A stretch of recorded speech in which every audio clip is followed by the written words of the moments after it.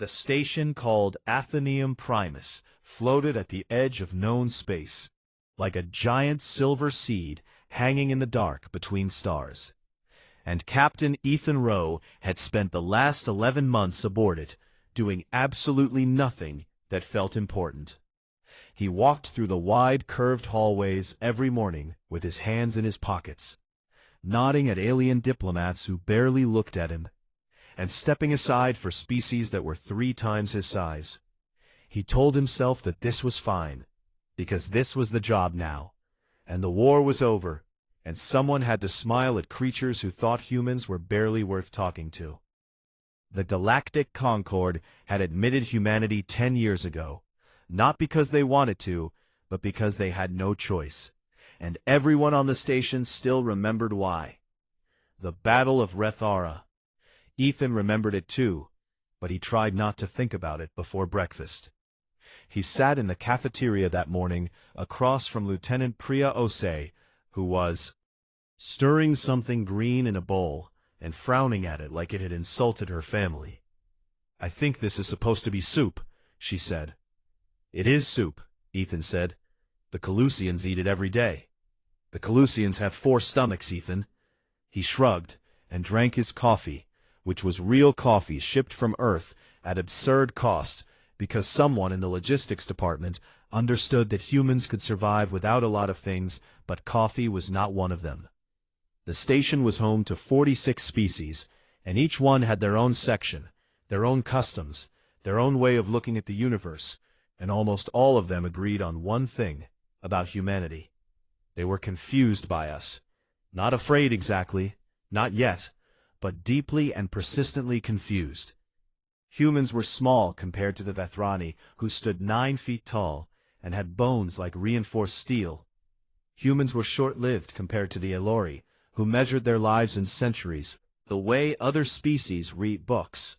Humans had no natural psychic ability, no biological armor, no venom, no electromagnetic field, no redundant organs. And yet at Rethara, a single human fleet of 42 ships had held off a coalition armada of over 1,600 vessels for 11 days straight, until the coalition agreed to a ceasefire, not because they had won, but because they were afraid of what it would cost to finish the job. Nobody in the galaxy could explain it, and that made everyone nervous. Ethan understood their confusion, because honestly, he could not explain it either. After breakfast, he attended the morning policy session in the Grand Chamber, which was a vast circular room with tiered seating that rose up toward a dome ceiling painted with star maps. Representatives from dozens of species sat in their designated sections and spoke through translation devices that turned their words into a flat, neutral tone that stripped away all emotion. Today was trade route allocation through the Sereth corridor, and Ethan sat in the small human section near the back and took notes that nobody would read. The Calusian ambassador, a squat, heavy creature with gray skin and 6 eyes, made a comment during the session that Ethan pretended not to hear. "Perhaps we should ask the humans for their opinion," the ambassador said, with a tone that the translator rendered as neutral, but that everyone in the room understood was mockery. After all, they have such creative solutions to problems. A few delegates made sounds that passed for laughter among their kind. Ethan smiled politely and said nothing, because that was the job, and the job was patience. After the session, he was walking back to his quarters when a young Elori aide stepped into his path. The Elori were tall and slender, with skin that shifted between shades of pale blue and silver, and eyes that were entirely black, like deep water. This one was young by their standards, standards which meant she was probably older than Ethan's grandmother. "So, Captain Rowe," she said, and her voice had that harmonic quality all Elori voices carried, like someone speaking and singing at the same time. "You are requested for a cultural exchange interview. Chamber 14, 1 hour." "Requested by whom?" Ethan asked. "Analyst Valeth Sorain, of the Elori Dominion." Ethan knew that name. Everyone on the station knew that name. Valeth Sorain was not a diplomat, And she was not a scientist. She was a strategic psychological analyst, which was the Aelori way of saying she took apart the minds of other species and figured out what made them dangerous. She had been on the station for 6 months, and in that time, she had interviewed members of a dozen species, always privately, always behind sealed doors. The results of those interviews were classified at the highest levels of the Aelori Dominion, and nobody outside their government knew what she had. And now she wanted to talk to a human. A cultural exchange interview, Ethan repeated. That is correct, the aide said, with a perfectly composed expression that told him absolutely nothing. And if I decline? The request comes with the full authority of the Aelori Council of Strategic Assessment. It is technically voluntary, but a refusal would be noted in the formal diplomatic record. Which meant it was not voluntary at all. Ethan looked at the aide for a long moment, and then he smiled, the way he always smiled when things were about to get complicated. Which was with his mouth only, because his eyes had learned a long time ago to stay cautious. 1 hour, he said. Chamber 14. I will be there. He went back to his quarters and sat on the edge of his bed and stared at the wall for a while. His quarters were small and plain, with a single window that looked out at the stars, and a desk covered in reports he was supposed to be reading. On the shelf above the desk, there was a photograph of 18 people in uniform standing in front of a ship called the Resolute, and every one of them was smiling, and every one of them was dead. He did not look at the photograph, but he knew it was there the way you always know where a wound is, even when you are not touching it. 1 hour later, he stood outside Chamber 14, which was a smooth, dark door set into a wall with no markings and no handle. He pressed his palm to the panel beside it, and the door slid open, and he walked inside. The room was oval and dark, with walls that seemed to absorb light rather than reflect it. In the center there were 2 chairs facing each other, and in one of them sat Valith Sorain. She was tall even for an Aelori, with skin like polished silver, and those deep black eyes that seemed to look not at you, but through you, and into whatever you were hiding behind your ribs.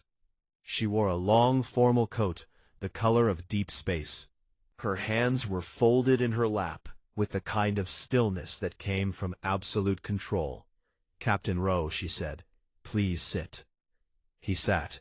The door sealed behind him with a sound like a coffin closing, and the room dimmed further, until the only light was a faint blue glow that seemed to come from Valith herself. Thank you for agreeing to this interview, she said. You are welcome, Ethan said, though we both know I did not have much of a choice. Something flickered across her face that might have been amusement, or might have been the beginning of a predator recognizing that its prey was not as passive as expected. We will dispense with pleasantries, Captain, she said, and her voice dropped into a register that vibrated in his chest like the low note of a bell. I have one question for you, and I require an honest answer. She leaned forward, and those black eyes locked onto his, and he felt something brush against the edges of his mind, like fingers, trailing across a locked door. Your species should not have survived the Battle of Rethara, she said. By every model we possess, you should be extinct. Why are you not? The room was very quiet and very dark, and Ethan Rowe sat in his chair, across from the most dangerous analyst in the known galaxy, and he did something that surprised even himself. He laughed. Ethan's laugh was not loud, and it was not long, but it filled the dark oval room like a crack appearing in glass, and Valith Sorain did not move at all when she heard it. She simply watched him, with those black eyes that reflected nothing, and waited. I apologize, Ethan said, though he was not really sorry. It is just that I have been on this station for 11 months, and in that time I have been asked that question in about 40 different ways by about 20 different species. The Vethrani asked me over drinks. The Colusians asked me during a trade negotiation. A Polari scientist once cornered me in a hallway and asked me to submit to a brain scan so she could find the answer herself. And what did you tell them? Valeth asked. Different things, whatever seemed appropriate at the time.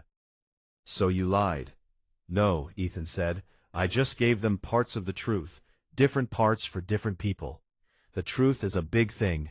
You can hand someone a piece of it, and they will think they are holding the whole thing. Valeth tilted her head slightly, and the blue light that seemed to live under her skin shifted like water moving beneath ice. That is an interesting way to describe deception, she said. It is an honest way to describe communication, he replied. She regarded him for a moment, and then she stood and moved to the curved wall of the chamber and pressed her hand against it. The wall came alive with light, and suddenly the room was filled with a three-dimensional projection of a star system that Ethan recognized immediately, because he had seen it in his nightmares for the past 10 years. Rathara. The projection showed the battle in frozen detail. Hundreds of ships hung in the dark like scattered teeth, and each one was marked with identification codes and tactical data. The human fleet was a small, tight cluster near the third planet marked in blue. The coalition armada surrounded them in a massive crescent marked in red, and the red outnumbered the blue by a ratio that made Ethan's stomach turn even now. The Battle of Rathara, Valeth said. Galactic Standard Date 4471. A coalition of 5 species assembled a combined fleet of 1,612 vessels to enforce the exclusion mandate against humanity. Your species had 42 ships. 41, Ethan said quietly. The Canterbury had engine failure before the battle and could not deploy. 41 then, Valeth corrected, and something in her voice told him she had known that, and was testing whether he would correct her. 41 ships against 1,600, the coalition fleet carried a combined firepower rating of 900,000 terajoules. Your fleet carried approximately 18,000. The technological gap between your weapon systems and the coalition's was estimated at 3 full generations. She turned to face him, and the projection cast colored light across her silver. Features. Every predictive model run by every major species in the Concord calculated the same outcome: total human annihilation within 6 standard hours. The Alori model gave you 4 hours. The Vethrani model gave you 3. The most generous estimate came from the Palari, who gave you 8 hours, because they accounted for what they called unpredictable biological stress responses. That is a polite way to say panic, Ethan said. Yes, Valeth agreed. The battle lasted 11 days. She let that number hang in the air between them like a blade. 11 days, Captain. Not 6 hours, not 8.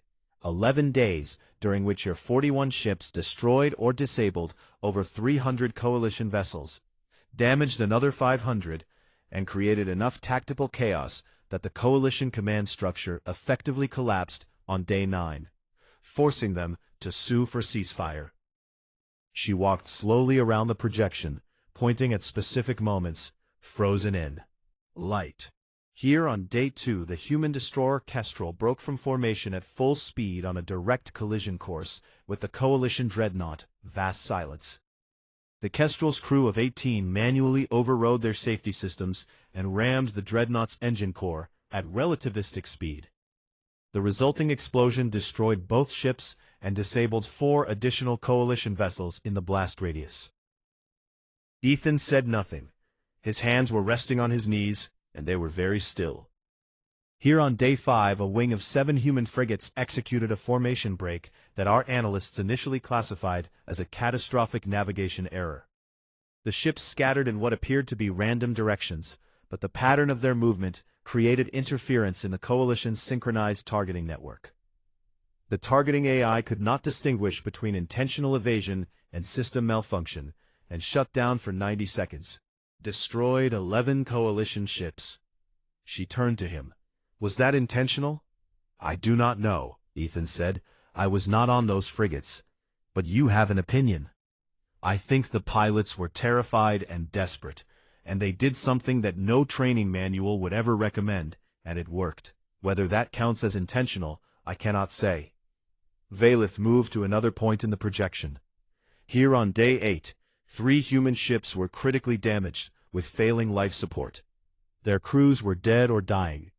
In the final minutes before total system failure, someone aboard each vessel programmed their navigation computers to continue fighting on automated protocols.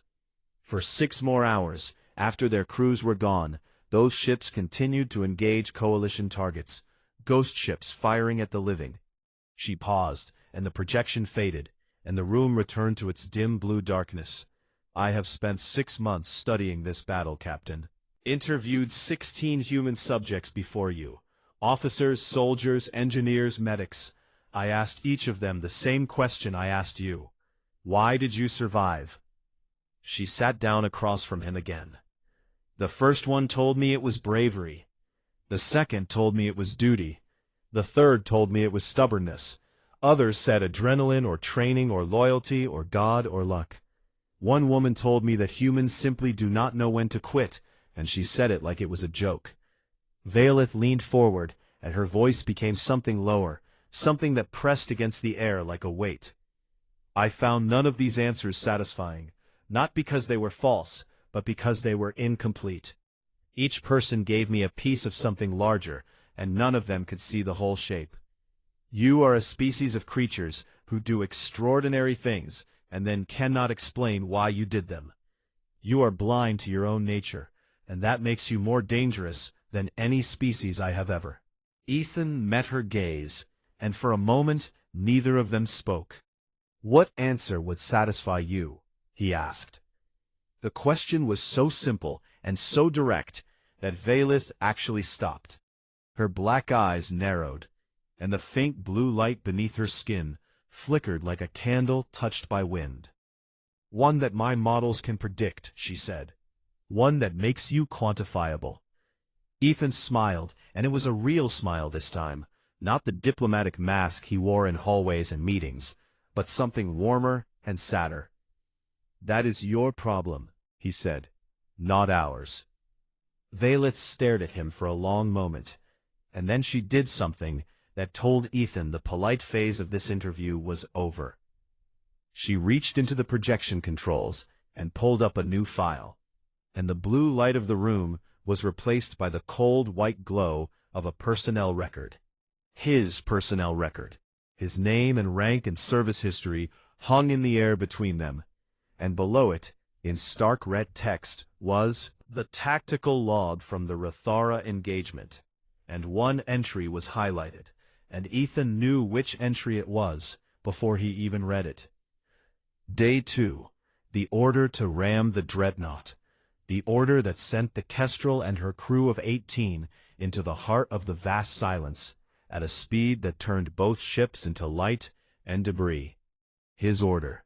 Valeth's voice was soft now, almost gentle, and that was worse than when it had been sharp, because gentleness from a predator means they are about to strike.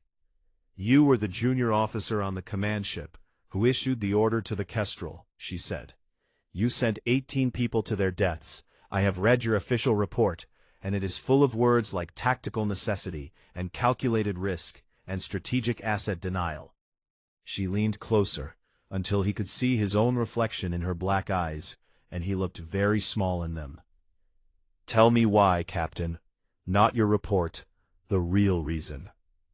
The room was silent, except for the hum of the station's systems deep in the walls, and the sound of Ethan Rowe breathing. And for the first time since he had walked into this chamber, his smile disappeared completely. Ethan sat in the dark room, across from the most dangerous mind in the galaxy, and he said nothing for a very long time. Valeth waited. She was good at waiting. Her species measured patience in decades, and she had spent her career sitting across from creatures of every shape and size, and pulling the truth out of them the way a surgeon removes a bullet, carefully and without mercy. But Ethan was not organizing a lie. He was not building a defense or preparing a clever answer. He was simply sitting with something heavy that lived inside his chest and had lived there for 10 years, and he was deciding whether to open the door and let someone else see it. When he finally spoke, his voice was different. The calm, diplomatic tone was gone. The careful, measured words were gone.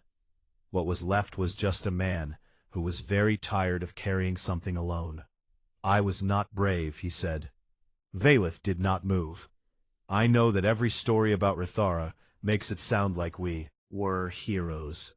Like we stood up against impossible odds, with fire in our eyes and steel in our spines. I have heard the speeches. I have read the articles. I have sat through the memorials where they play music and show photographs and talk about the indomitable human spirit. And every time I hear those words, I want to be sick." He looked down at his hands, which were resting on his knees, and he noticed that they were shaking. Not a lot, just enough. The truth is, I was terrified. When I looked at the tactical display on day 2 and saw those numbers, I did not feel brave. I did not feel determined. I did not feel anything that would make a good story. I felt cold. I felt like the floor had dropped out from under me, and I was falling, and there was nothing to grab onto. He paused and took a breath. 1,600 ships. We had 41. The math was not complicated. We were going to die. Not probably, not maybe. We were going to die, and I knew it, and everyone on that bridge knew it, and we had known it since the first hour of the first day. Valeth's black eyes had not blinked, and the faint blue light under her skin had gone very still, like a lake with no wind. "So what happened?" she asked, and her voice was barely above a whisper. "Something broke," Ethan said. Not in a dramatic way, not like in the stories where the hero finds some inner strength and rises to the occasion. It was more like a wire snapping. One moment I was terrified, and the next moment the fear was still there, but it had stopped mattering. He looked up at her. "Do you understand what I mean by that?" The fear did not go away. I was still scared. My hands were still shaking, just like they are shaking right now. But the fear stopped having power over me, because the thing I was afraid of had already become certain. I was going to die. Everyone I loved on that ship was going to die. There was no version of events where we survived. Chair and his eyes were distant, looking at something that was not in this room. And when death stops being a possibility and becomes a certainty, something changes in the way you think. The calculation becomes different. You stop asking, "How do I survive?" and you start asking, "What do I do with the time I have left?" And that is a completely different question. That is a question with freedom in it. Valeth's fingers twitched in her lap, and Ethan noticed it because it was the first involuntary movement she had made since he entered the room. "The Kestrel was damaged," he said. "Her weapons were offline. Her engines were running at 60%. She had a crew of 18, and most of them were wounded from a hull breach on Deck 3. I was on the command ship, and Commander Torres contacted me and asked for orders, and I could hear in her voice that she already knew." His voice cracked, but he kept going. "She knew they were dead. Her ship was dead. Not whether they would die, but whether their deaths would mean anything." And I looked at the tactical display, and I saw the dreadnought Vast Silence sitting in the center of their formation, like a spider in a web. And I knew that if we could take that ship out, it would break their coordination for hours, maybe days. He closed his eyes. I did not give a heroic order. I did not say anything brave or inspiring. I said, "Torres, take your ship into that dreadnought's engine core," and she said, "Yes, sir." And that was it. No speeches, no hesitation. She said, "Yes, sir," the way you would say "pass the salt," because she had already made her peace with it. When he opened his eyes, they were wet, but his voice was steady. 18 people. I remember every name. Commander Diana Torres, Lieutenant Yuki Sato, Ensign Marcus Bell, Specialist Riva Patel. He listed all 18 names without pausing, and Valeth listened to each one. "I write to their families every year on the anniversary. I do not tell them what I am about to tell you, because it would not help them to hear it." He looked directly into Valeth's black eyes, and what she saw there was not defiance or pride or sorrow, but something she had never encountered in any species she had studied. It was complete and total honesty, with no armor around it. "You want to know why humans are dangerous?" he said. "It is not because we are brave. It is not because we are strong, or smart, or stubborn. It is because we are the only species in this galaxy that has looked at the certainty of death and decided it was free." Violet's breath caught, and that blue light under her skin flickered hard like a flame in a storm. "If you are already dead, then nothing can be taken from you," Ethan said. "No threat can move you. No pain can leverage you. No model can predict you, because every model is built on the assumption that the subject wants to survive.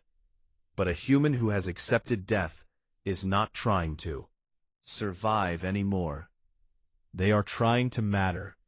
And a creature that has stopped trying to survive and started trying to matter will do things that no rational mind can calculate." He leaned forward. "That is why your models fail. That is why 1,600 ships could not finish 41 in 6 hours.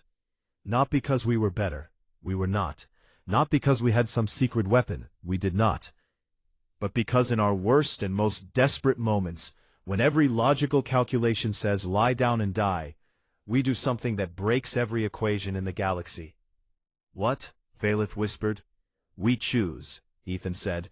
"We choose what our deaths mean, and that choice is the most powerful thing in the universe, because it cannot be predicted, and it cannot be taken away, and it cannot be beaten, because you cannot defeat someone who has already lost everything and decided to spend their last breath making it count." The room was completely silent. Valeth sat across from him. Her hands were trembling, and Ethan could see it because she was no longer hiding it. In 23 years of conducting psychological assessments across a dozen species, her hands had never trembled. Not once. She was the steady one, the calm one, the analyst who could look into the mind of any creature and map its fears and desires like charting a star system. But she could not map this. Her psychic senses were reading him the way they always read subjects, measuring his stress hormones, his neural patterns, his micro-expressions, the faint electromagnetic signature that humans gave off like a dim radio signal. And everything she read confirmed the same thing. He was telling the truth. There was no deception, no exaggeration, no performance. He was not trying to impress her, or frighten her, or manipulate her. He was simply telling her what had happened inside him 10 years ago. And it was the most honest thing she had ever heard any living creature say. Terrified her. "You are describing," she said, and her voice was no longer smooth and controlled, but rough at the edges, like something that had been scraped raw. "A species that is psychologically capable of becoming untethered from self-preservation. Not through training or drugs or genetic modification, but through a natural cognitive response to mortal despair." "Yes," Ethan said, "at the moment of greatest threat. Yes, when cornered. Yes." She pressed her hands flat against her thighs to stop them from shaking. "That is not courage, Captain. That is something else entirely. My language does not have a word for it." "Neither does mine," Ethan said. "We just call it being human." Valeth stared at him, and the blue light under her skin was pulsing now in a rhythm he had never seen before. And he did not know what it meant, but he could feel it in the air, like the static before a lightning strike. "That you need to understand. This does not happen on command. We cannot turn it on like a weapon. It only happens when everything else has been stripped away, when we have nothing left, when we are cornered and broken and out of options. That is when it comes. And that is the part you will never be able to predict." Valeth reached for her communicator on the table beside her, and Ethan saw her fingers move toward the authorization panel, and he knew exactly what she was about to do. She was going to file a threat classification upgrade for the entire human species. Everything would change. Valeth's fingers hovered over the communicator, and the room held its breath. Ethan did not reach for her hand. He did not raise his voice, or stand up, or make any kind of dramatic gesture. He simply sat in his chair and watched her, and when he spoke, his voice was as calm as if they were discussing the weather. "Before you press that," he said, "I want you to think about what happens next." Her fingers stopped, but they did not pull away. "If you file that report, your Dominion will reclassify humanity as a Tier 1 strategic threat. The Vethrani will follow within a day, because they always follow the Allori on security matters. The Calusians will demand immediate containment protocols. The Pelori will want sanctions. Within a week, every species in the Concord will be looking at humanity the way you look at a fire that has gotten too close to the walls." "That may be appropriate," Valeth said, and her voice had steadied slightly, though her hands had not. "Not. Maybe," Ethan said. "But think about what comes after. Containment means sanctions. Sanctions mean isolation. Isolation means fear. And eventually, someone on the Concord Council will stand up and say what everyone is thinking, that the safest course of action is a preemptive strike before humanity grows any stronger." He tilted his head. "And then what? You will have 8 billion humans on Earth, and another 3 billion spread across our colonies, and every single one of them will know with certainty that the galaxy has decided to kill them. They will know that there is no negotiation, no diplomacy, no way out." He paused. "You just spent the last hour listening to me explain what happens when humans know with certainty that they are going to die. Do you really want to create that situation on a species-wide scale?" The blue light under Valeth's skin went very still, and her black eyes widened by a fraction that on an Allori face was the equivalent of a human going pale. "That is," she began. "A paradox," Ethan finished for her. "I know. The more you try to contain us, the more dangerous we become. The more you corner us, the harder we fight.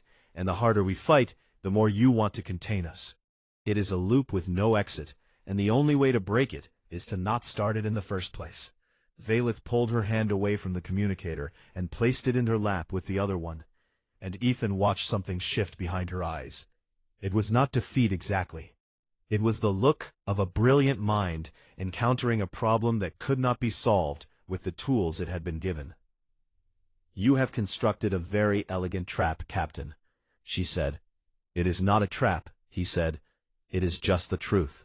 The same truth I have been telling you this whole time. Humans are not a puzzle to be solved. We are not a threat to be contained. We are just people, complicated and messy, and sometimes terrible, and sometimes wonderful, and very, very hard to predict. And the only way to deal with creatures like that is the same way you deal with any creature you do not fully understand." "And what way is that?" "You talk to them," Ethan said. "Not as subjects, not as specimens, not as potential threats to be classified and filed and managed. You talk to them as people." He leaned back in his chair, and something about his posture changed. The tension that had been holding him rigid through the entire interview softened, and he looked less like a man being interrogated, and more like a man having a conversation. "You have interviewed 17 humans, including me," he said, "and in all of those interviews, you have been looking for data, for patterns, for something you can feed into your models and turn into a prediction. But you have never once just talked to one of us." "I am talking to you right now," Valeth said. "No, you are analyzing me right now. There is a difference. You have not asked me a single question that was not designed to extract strategic intelligence. You have not asked me what my favorite food is, or what music I listen to, or whether I have ever been in love." Something flickered across Valeth's face so quickly that a human would have missed it. But Ethan had spent 11 months learning to read alien expressions, and he caught it. It was surprise, the genuine involuntary kind that comes when someone says something you were not prepared for. "Those questions are not relevant to my assessment," she said. "That is exactly my point," Ethan said. "You have been trying to understand humans through assessment and analysis and modeling, You have been trying to understand us the way you would understand a machine, by taking it apart and looking at the components. But we are not machines. We are not logical. We are not consistent. We are creatures who will spend a fortune shipping coffee across light years because it makes our mornings better. Name our ships, and talk to our plants, and cry at songs, and keep photographs of dead friends on shelves where we can see them every day. He smiled, and this time it reached his eyes. You cannot model that. You can only experience it. So my suggestion, Analyst Soren, is that instead of filing a threat classification, you file a request for extended cultural exchange. Come have dinner with us. Try the coffee.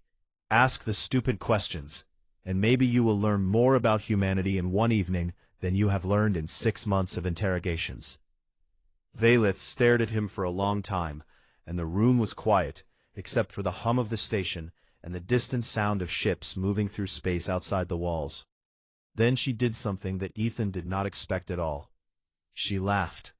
It was a small sound, barely more than an exhale, with a note of music in it, but it was real, and it startled her as much as it startled him, because Valeth Soren did not laugh.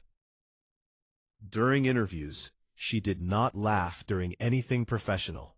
Laughter was an involuntary emotional response, and she had trained herself out of involuntary emotional responses decades ago. And yet here she was, laughing at a human who had just told her to stop being an analyst and start being a person. "You are an unusual specimen, Captain," she said. "There you go again with the specimen talk," Ethan said. "I have a name. It is Ethan." Another flicker of something on her face.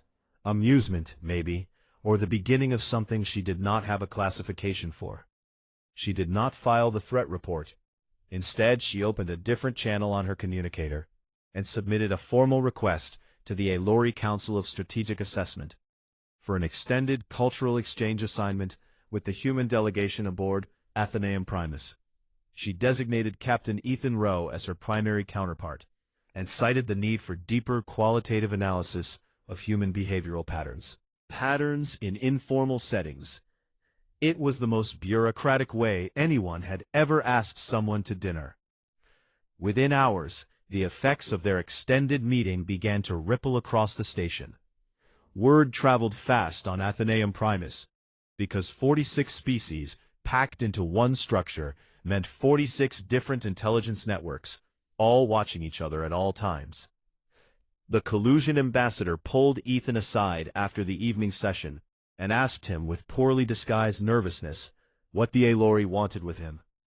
Ethan told him it was a cultural exchange, and the ambassador's 6 eyes blinked in a pattern that meant he did not believe a single word of it. Lieutenant Osei found Ethan in the cafeteria and sat down across from him with a look that was half concern and half fascination. "The entire station is talking about you," she said. "The Vethrani think the Alori are recruiting you as an intelligence asset. The Polari think you are being studied for biological experimentation. And the Calusians think you are negotiating a secret alliance that will upset the balance of power in the Sereth corridor." Ethan said, "I had a conversation for 4 hours. It was a thorough conversation. Ethan, what did she want?" He was quiet for a moment, and then he said, "She wanted to understand why we are the way we are." And I think for the first time, she actually listened to the answer. 3 days later, Valeth met him in the observation lounge on the upper ring of the station. It was a long, curved room with a transparent wall that looked out at the stars, and it was the closest thing the station had to neutral ground because it belonged to no species and everyone was welcome there. She was out of her formal analyst's coat and wearing something simpler, and the change made her look less like an instrument of state intelligence and more like a person. Her silver skin caught the light of distant stars, reflected them like mirrors. They sat at a small table near the window, and Ethan ordered coffee, and Valeth ordered something from their own world that smelled like cold rain, and tasted, he would later learn, like nothing humans had a word for. They talked, and for the first time it was not an interview. She asked him about Earth, and he told her about oceans and thunderstorms, and the way grass smells after rain. She told him about the Alory homeworld, where the cities grew like crystals from the ground, and the sky was always the color of evening. He asked her what music sounded like to someone who could feel emotion psychically, and she said it was like being inside someone else's dream.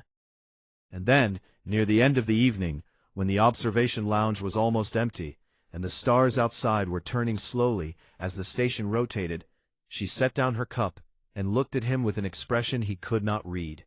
"I have a second question," she said, "one I did not ask him. The chamber, because it was not relevant to my assignment. Ask it." Ethan said, "You told me that humans decide what their deaths mean," she said. "That when you have accepted death, you choose how to spend your last moments, and that choice is what makes you dangerous and unpredictable and extraordinary." She paused. "But what about your lives? How do you decide what those mean?" Ethan looked out at the stars, and for the first time since she had met him, he did not have a ready answer. The question hung between them like a star that had not yet decided whether to shine or collapse, and neither of them tried to rush it. The motion was filed on a Tuesday.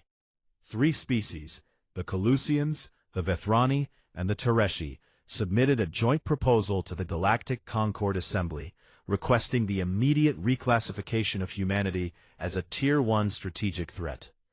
The document was 14 pages long and cited the Battle of Rethera, human military history, the development and deployment of nuclear weapons on their own planet, and what the authors called a persistent pattern of irrational escalation in conflict situations. The vote was scheduled for the annual assembly gathering 3 weeks later, and when the news reached the human delegation, it landed like a stone dropped into still water. Ethan read the proposal in his quarters at 2 in the morning, and when he finished, he set it down and stared at the photograph on his shelf for a long time. 18 faces smiled back at him, and none of them could help him now. If the motion passed, humanity would face trade restrictions and travel limitations, technology embargoes, and mandatory monitoring of all human military assets. It would be the first step toward the kind of containment that could very easily become the kind of threat that would trigger exactly the response the galaxy was afraid of. He had 3 weeks to stop it. The human delegation held an emergency meeting the next morning in their small, cramped offices near the back of the station.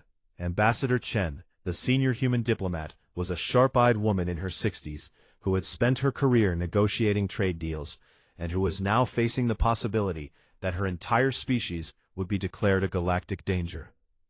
"We need someone to address the assembly," she said. "Someone who can make the case that reclassification is a mistake."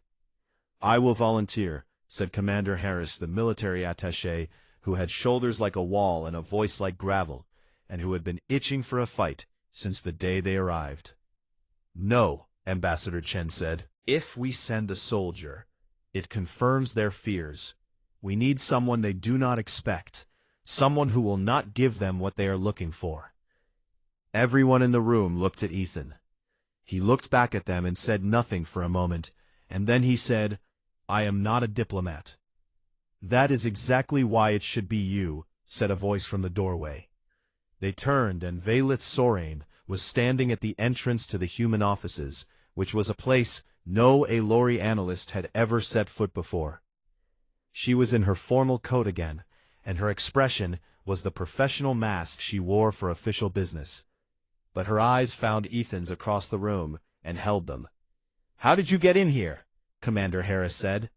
"I walked," Valith said.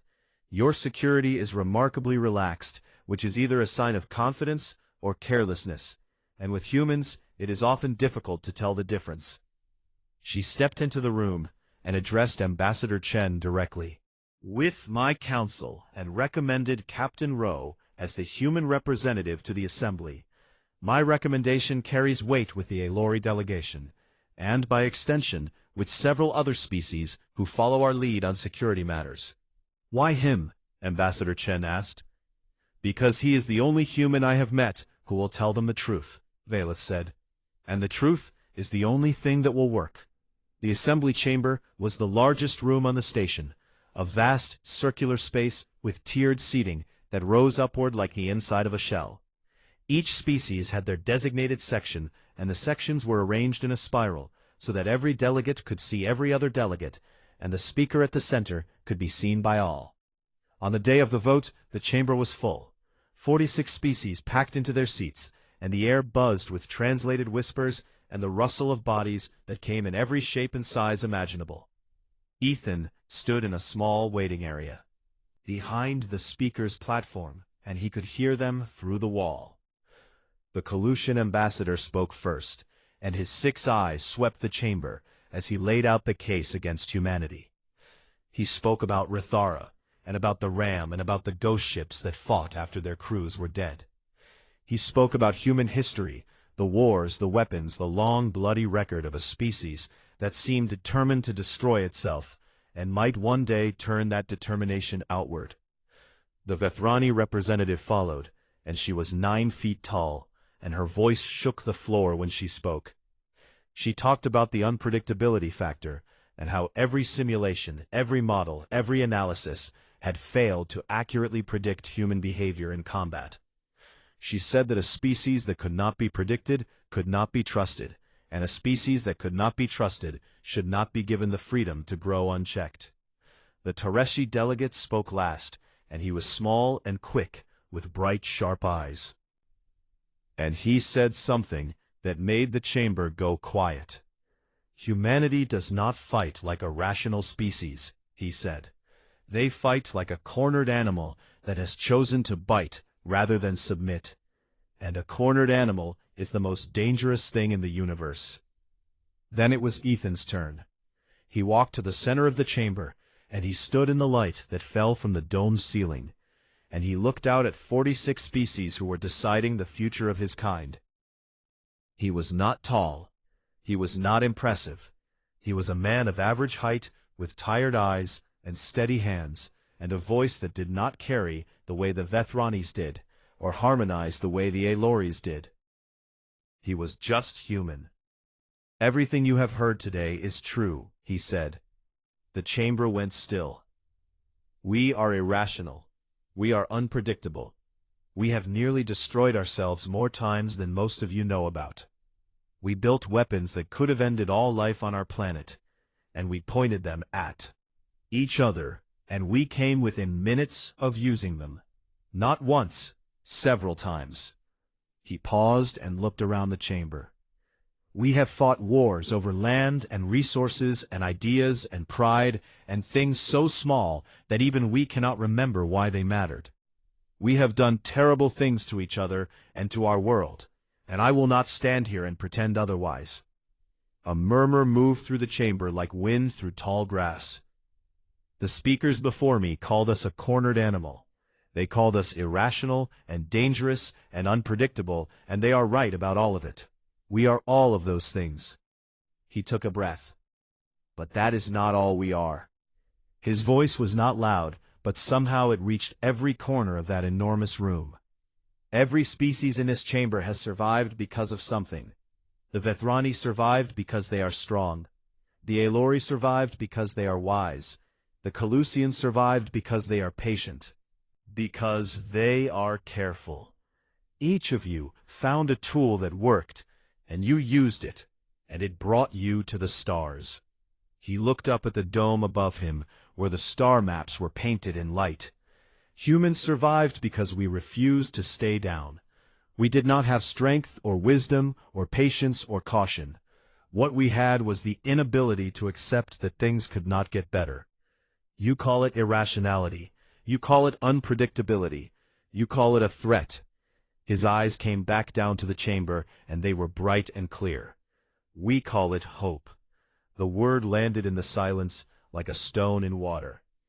The same thing that makes a human ram a destroyer into a dreadnought is the same thing that makes a human cross an ocean in a wooden boat, not knowing what is on the other side. The same thing that makes us strap ourselves to a rocket aimed at the void because we want to see what is out there.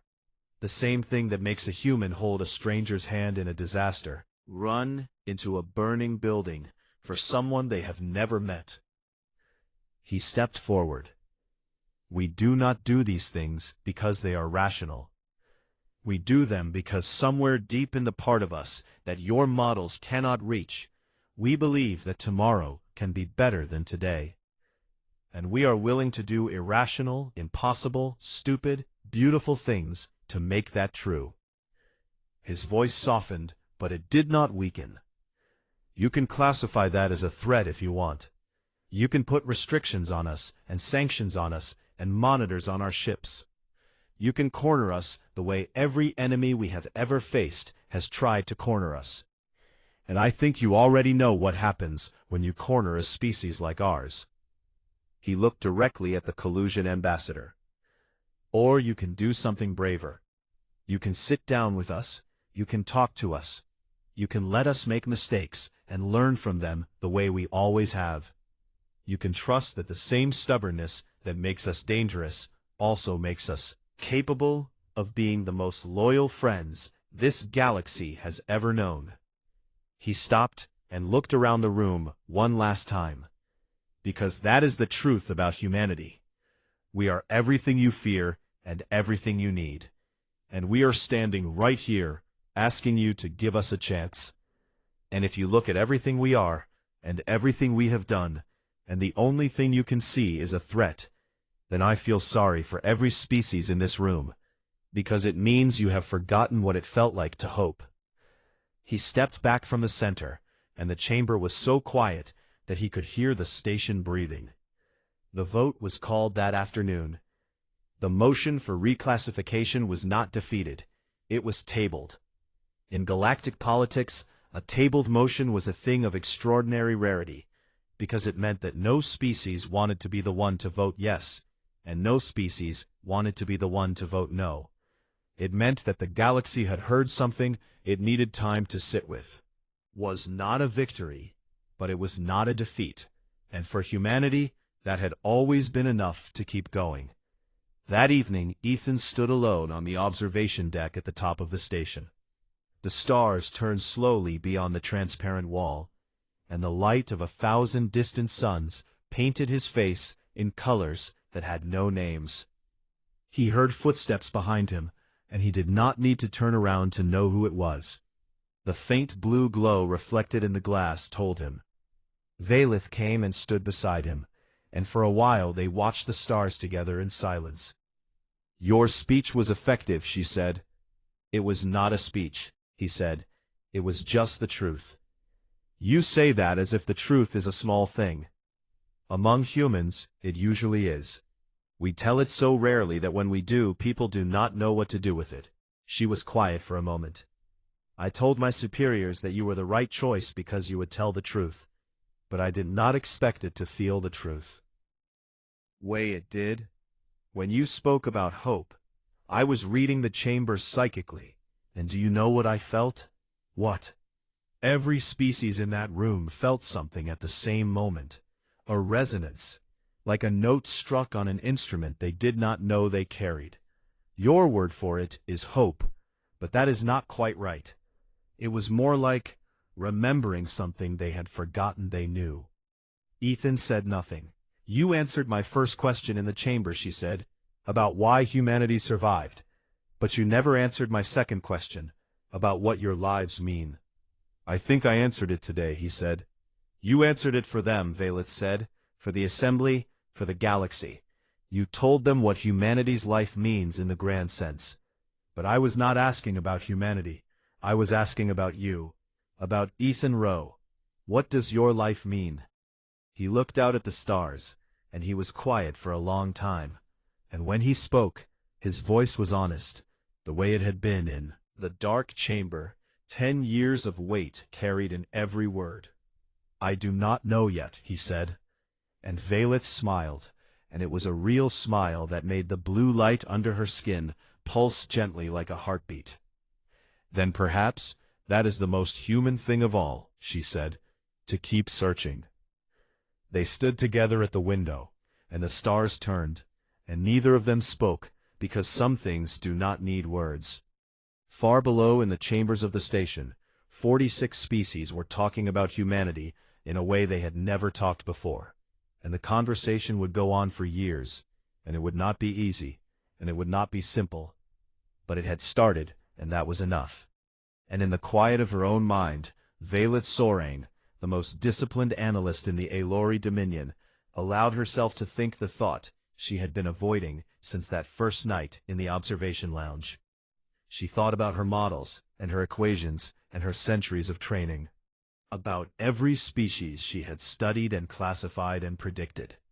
And she realized that the answer to her original question, the one that had brought her to this station, the one that had haunted the entire galaxy for 10 years, was simpler and more terrifying than anything her models could have produced.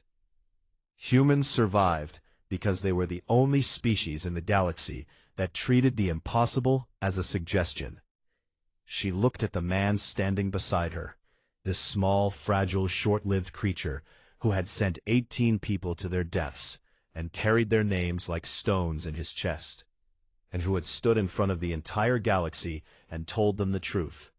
And she did not try to quantify what she felt. For the first time in her long and careful life, she simply felt it. And that, she thought, was the most human thing of all.